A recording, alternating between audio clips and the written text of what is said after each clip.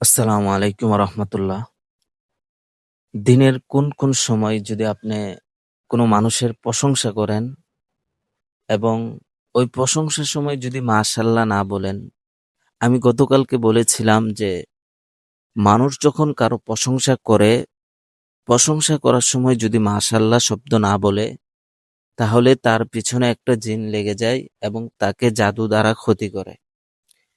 আমার কথা হচ্ছে যে দিনের কোন কোন সময় যদি আপনি কারো প্রশংসা করেন, সবসময় তো হয় কিন্তু বেশিটা কোন সময়? মনে করেন যে সকালবেলা, না দুপুরবেলা, না রাত্রিবেলা? এই বিষয়টা আমাদের জানা থাকা উচিত। নবীজি বলেন, বাল্লিগু আন্নি ওয়ালাউ আয়া। তোমার পক্ষ হইতে একটি বাণী হইলেও পৌঁছাইয়া দাও। তুমি যে বিষয়টা জানো সেটা মানুষকে জানায়া দাও।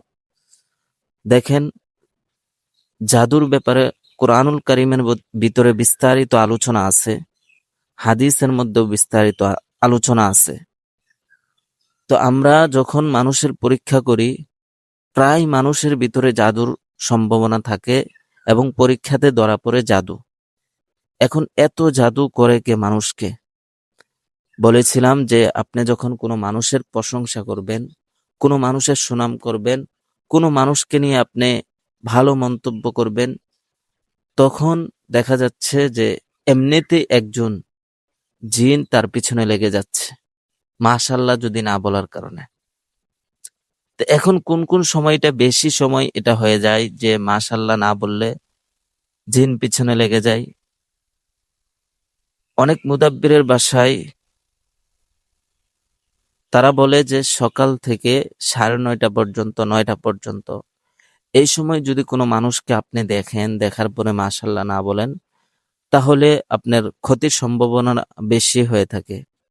এবং 12টা থেকে জোহরের কিছু সময় পর্যন্ত এবং আসরের পর থেকে মাগরিবের কিছু সময় পর্যন্ত, এই 3 সময় বেশি যদি আপনি মানুষকে দেখার পরে, আপনি মানুষের সুন্দর গঠন, সৌন্দর্য দেখার পরে যদি মাশাআল্লাহ না বলেন, আল্লাহর প্রশংসা না করেন, তখন একটা বজ্জিন তার পিছনে লেগে যায় এবং তাকে জাদু দ্বারা ক্ষতি করে।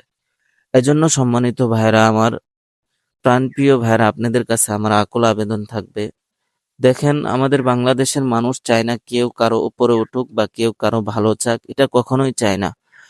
যে দেশের খেলা হচ্ছে হাডুডু, যে দেশের জাতীয় খেলা হচ্ছে হাডুডু, যার নিয়ম হচ্ছে মানুষকে টাইনা হেসরানো, নিচে নামানো, সে দেশের মানুষ কখনো ভালো চায় না।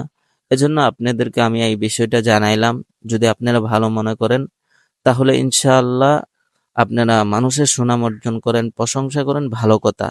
তা আপনারা সকলেই মাশাআল্লাহ শব্দ বলবেন এবং নিজে জিন্নাত থেকে এবং মানুষের ক্ষতি থেকে হেফাজতে থাকবেন, অন্যকে ভালো রাখার চেষ্টা করবেন। এটাই একজন চিকিৎসক হিসেবে আপনার কাছে আমার পরামর্শ।